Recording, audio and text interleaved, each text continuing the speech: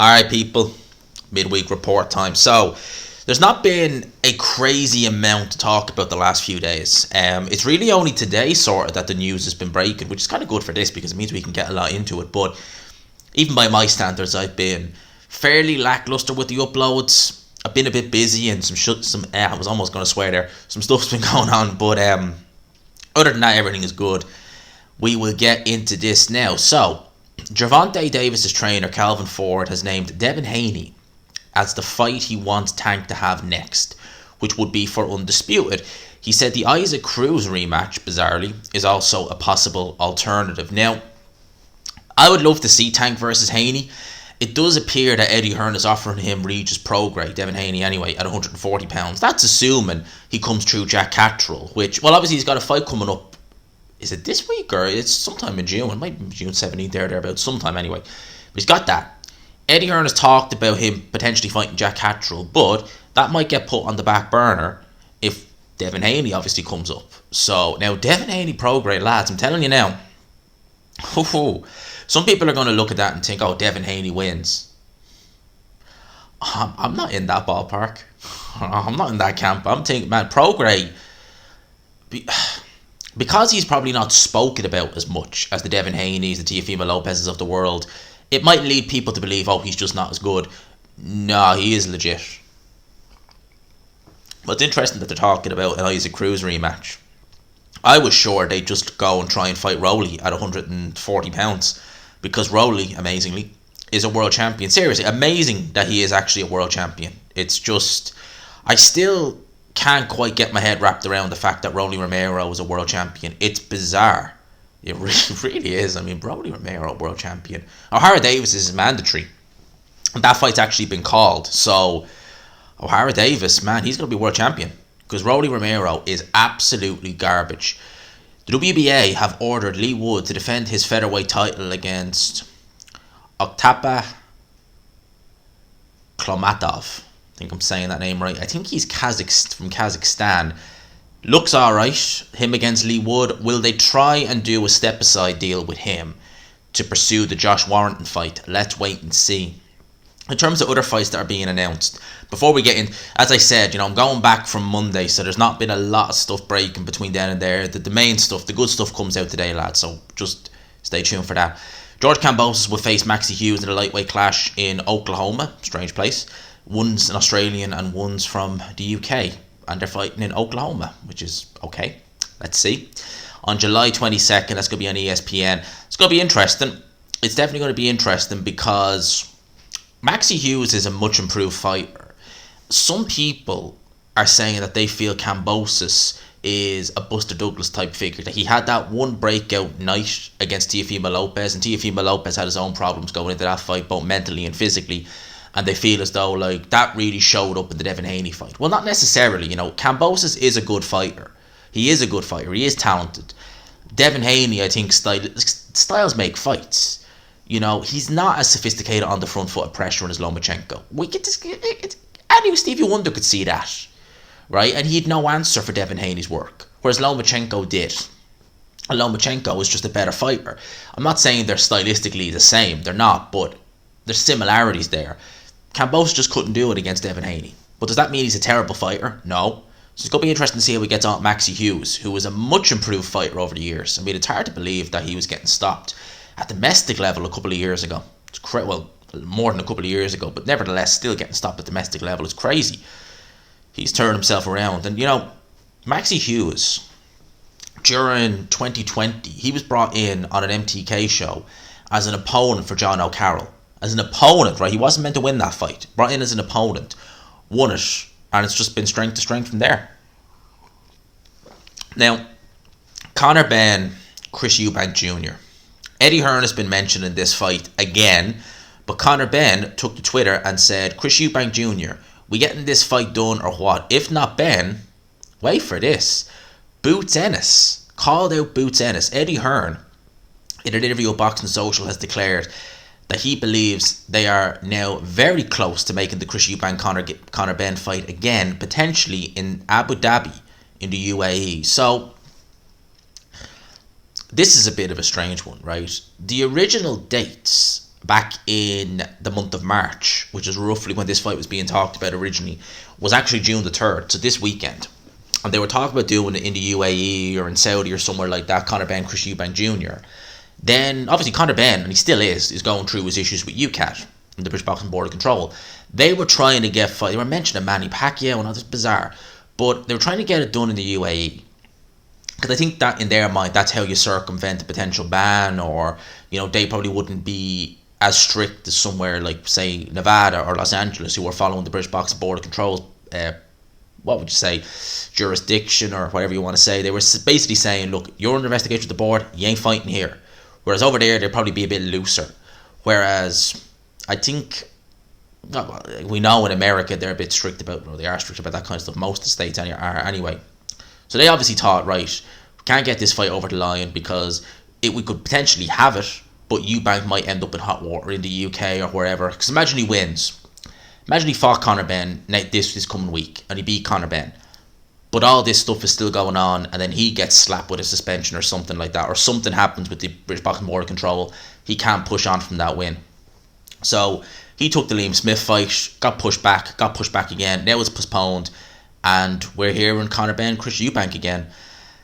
I mean, I said it once, I'll say it again. At the time, I was kind of, and I still am, I'm kind of like, do I really want to see that fight again? Well, I've never seen it before, but do I really want this? I mean, last year it was kind of a out of the blue kind of thing, and there was a bit of hype for it, but now it's just kind of like, ugh. And Conor Benn, from a PR point of view, has just done an absolute, I mean, he really is, he must be taking notes from Holly Willoughby on how to damage yourself from a PR point of view, because I'm sure Conor Benn is looking at her thinking, you're good when it comes to PR. Yep, really good. But Conor Benn, I mean, he's really rubbed a lot of people up the wrong way. There is still this UCAD stuff going on, which I'd like to know where that ends, or what the outcome of that is going to be, because we're still hearing absolutely zilch from that. In terms of other boxing news that's UK related, I done a video on this last week, right? And I think me and everyone else was kind of like, if it happens, okay. But we kind of knew that this was, I'll read it here. Tyson Fury versus Anthony Joshua is not happening next, as Frank Warren has revealed. AJ's management told George Warren yesterday their plan remains to fight in August, in spite of the fact that AJ said he wouldn't be fighting in August, but we have heard rumours that he will be. Then Deontay Wilder in December. AJ chose not to take the fight. That's where we're at. So the Fury Joshua fight is off. That was never really on, because we were hearing from George Warren, it was saying, the same offer that was made last year. Yeah, but the same offer that held everything up for like a month. The offer where AJ was saying, okay, we'll accept this, and then the goalpost getting moved. Sound familiar? Yeah, it sounds very familiar. And of course, Tyson Fury came straight out and accused AJ of ducking, as he would. AJ has learned from past mistakes, and he knows that with Fury, it's going to be he's been messed around twice by Fury. 2 years ago, with the potential fight, he even made that video saying August 14th. Only a day or two later, they announced the arbitration for Wilder. All those moving the goalpost back in December or November last year to get that fight. Maybe it was October or so, thereabouts. But anyway, it was all the moving the goalpost back then. And now we're back in this situation again. And obviously he's realised there's no point, right? Was this fight ever really, truly on? I doubt it. In terms of August, AJ obviously said he wouldn't be fighting again till December. But obviously that's implying that there's a fight with Wilder lined up in December. They don't want to take any risks, but he's talking about fighting in August again now. And for me, if it's Dillian Whyte, just take the fight in August if it's Dillian Whyte, because that to me is a low enough risk that you can feel comfy taking that. Obviously, if he was saying I wouldn't mind fighting Hrgovic in August, I'd be saying yeah, probably best not to take that if you have a potential fight lined up in December, because could be a banana skin. But Dillian Whyte, I wouldn't say he's much of a banana skin. I really wouldn't. I mean, Dillian Whyte looked absolutely shocking against Jermaine Frank. He really did. I don't think, even if AJ is not at his best, he's still going to be just night and day better than Dillian Whyte was that night. It's not even close. Dillian Whyte is done, lads. As I've said several times, right? If I was Bob Arum and I had so much faith in Jaron Anderson, and I really believed he was going to be the next big thing, and I wanted to get him a win that's a name that people know about, that is relevant enough that people would be saying, oh, Fury only fought him a year ago. Oh, well, Anderson's already beaten him. I'd be getting the checkbook out. The hell with it if I take a loss and just put him in there with Dillian Whyte. I'd pick Anderson over Dillian Whyte handily. I think Bob Arum is mad not to do it. I really do. I know he's got that fight coming up against that Kazakhstan guy in July, but after that, I think Bob Arum would be mad not to. He really would. Hearn also stated that he's now indicating the Prograis as the fight he wants for Devin Haney next. Said Haney called him last week to discuss and he believes the fight can happen.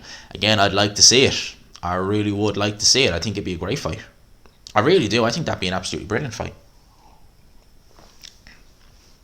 Dave Benavidez promoter Samson Lawaski has now sent an official offer to Canelo Alvarez's trainer and manager Eddie Reynoso for an undisputed super middleweight fight come September. That would be very interesting. I'm sure I saw a quote on it.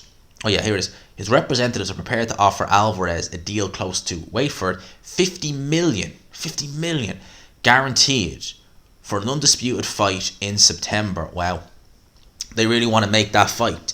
Hadn't specified where it is, but if they did that fight in Mexico, on a Mexican, it's a holiday, I know that in September, I can't remember, it's the Cinco de Mayo, Independence, one or the other. If they did that fight in Mexico, Canelo versus Benavidez, I mean, you're talking baseball figures. I mean, that would go down amazing. That would go down amazing everywhere because it's a great fight. Obviously, for Canelo, he still wants to right that wrong against Dimitri Bivol. You see, it's a weird one, right? I don't think Canelo Alvarez can beat Bivol fairly.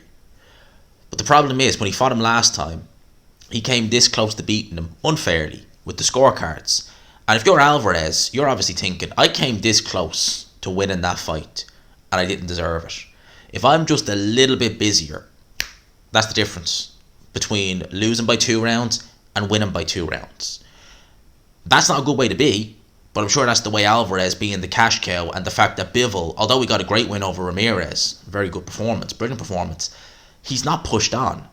And I worry, is this part of the plan to just keep him as inactive as can be, just so as though whenever they do decide to pull the trigger on the rematch, okay, he's a bit ring rusty, he's not as sharp. Because I think when he fought Alvarez, he certainly had at least one fight, might have had 2, yeah, he fought Richards in 21, I think he had another fight in December 21, so he was active. He had a 2 fights in the space of a year, less than a year actually, I think, thereabouts. But if this case now, he's going to be inactive for God knows how long. So maybe that's what they're hoping. I don't know. In terms of Benavidez, I love that fight. I do. I love that fight. I think that Benavidez Alvarez stylistically would be absolutely, oh man, it would be out of this world. It really would. For me, that fight would be just, be an amazing fight. And for me, like, Canelo Alvarez has really 3 options. You know, he's in a fortunate position, he's 3 options. He's got this Benavidez fight potentially. He's got the, obviously, Dimitri Bivol fight. And I'm absolutely amazed he's not mentioning Badou Jack at cruiserweight. Badou Jack is the weakest of the champions. He really is a light heavyweight who's just campaigning at cruiserweight. He's got a legit title. He is so close with the Saudis. There's Canelo Alvarez fighting Saudi for astronomical amounts of money. And there's your 5 division world champion. I'm amazed he's not been talking about it. I'm serious. It's amazed to me that, and I guarantee you if he started mentioning Badou Jack, instantly, Sullivan would say, we'll rank him. He can be mandatory. He can do whatever. He can fight Badou Jack. So he'd get a crack instantly. So I'm amazed he's not been mentioning it. But Canelo Alvarez potentially versus Benavidez be a great fight. This fight here certainly wouldn't be great. Eddie Hearn has revealed that Fabio Wardley, oh boy, he could defend his British heavyweight title against Dave Allen next, though no serious negotiations yet. He's also said that Wardley is going to fight on July the 29th on the same card as Felix Cash versus Amo Williams. Good Lord. He couldn't do that. He wouldn't do that. Would that be a main event, July 29th? Jesus Christ. You know, Dave Allen, he got himself a cult following a couple of years ago. And due to ill discipline and just not having the motivation, he never pushed on. Now, Dave Allen was never world level, but he had a little bit of ability there, a little bit. Well, he was younger then, and never made the most of it. Retired in 2020 after sparring Alexander Usyk. Has come back in 22. I think he came back last year. I don't think he fought in 21. And he's had a couple of fights here and there. He'd won in Malta there a few months ago, just fighting journeyman, and this, that, and the other. But Allen left the sport because I think he was getting hurt a lot more in sparring, and I think things were not quite where they should be. He knew himself things physically are not where they should be. In the space of 2 years, that's not going to change. And you're going in at the deep end against guys like Fabio Wardley. He's got a young family. He's got property. I know it's only in Doncaster, but it's still property nonetheless. He doesn't need to be boxing. And this is a guy who's taken some absolutely monstrous beatings in his career. Like, horrendous beatings. You know, people always talk about the David Price fight, and they say, oh, we got a bad beating in that fight. Yeah, he did get a bad beating in that fight, but that's nothing compared to that Tony Yoka fight. And God knows what Yoka was on, because never before have I seen him hit so hard and do so much damage than he did in that fight. Dave Allen even said that Yoka is the hard. Like, you go back in some of the interviews he said, in some of the Instagram stories he said, Yoka was the hardest fighter, or the hardest puncher he's ever fought. Now, Yoka, I mean, he was tickling Carlos Takam with those shots, and they were taking Dave Allen's head off, who had a good chin back then, lest we forget. So, I hope to God that's not true. Felix Cash versus Amo Williams. Yeah, look, it's a decent fight, but Felix Cash, I mean, I admire Eddie Hearn's resilience in sticking with him, but he's so unreliable. He really is. I'm amazed Eddie Hearn is sticking with him. Maybe it's just, I don't know. I'm amazed he's sticking with him. Last story of the night, Oscar De La Hoya, the promoter of Ryan Garcia, has why? Manny Pacquiao as a potential opponent for Garcia's next fight. Manny versus Ryan will be huge. Would it really? I'm going to pursue that, and we'll see what the best options are for Ryan. Wow. Must be something in the air at the zone. Eddie Hearn mentions Conor Benn versus Manny Pacquiao a couple of months ago. Now Ryan Garcia, Oscar De La Hoya, Ryan Garcia, Manny Pacquiao. Pacquiao retired nearly 2 years ago, and he didn't look particularly good in defeat. You want to be a bit more blunt. In nearly 4 years, he's had 2 fights. Right, he retired. He's in his mid-40s. Why are people still calling for Manny Pacquiao? It's just bizarre to me. And that would be shameful if they did. That would be literally just a cash grab. Look, Ryan Garcia's in there with a legend of Manny Pacquiao, but yeah, that's not the Manny Pacquiao who fought Eric Morales. That's not the Pacquiao who fought Barrera. You know, that's nearly 20 years ago. What the... Seriously.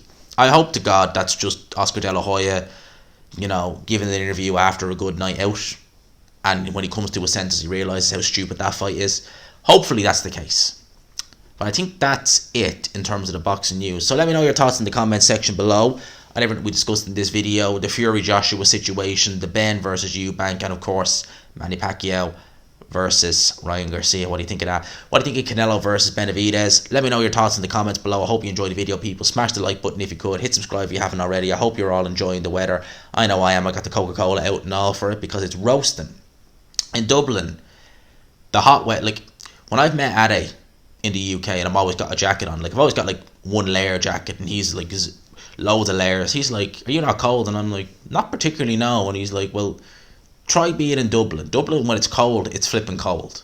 It's cold. So you get used to the cold pretty quick. Then when the heat comes around, you're just like, oh, good Lord. So I don't normally drink Coca-Cola, but it's literally, that's it. That's all I have in the house. So I'm drinking Coca-Cola. And for now, I'll talk to you. Peace.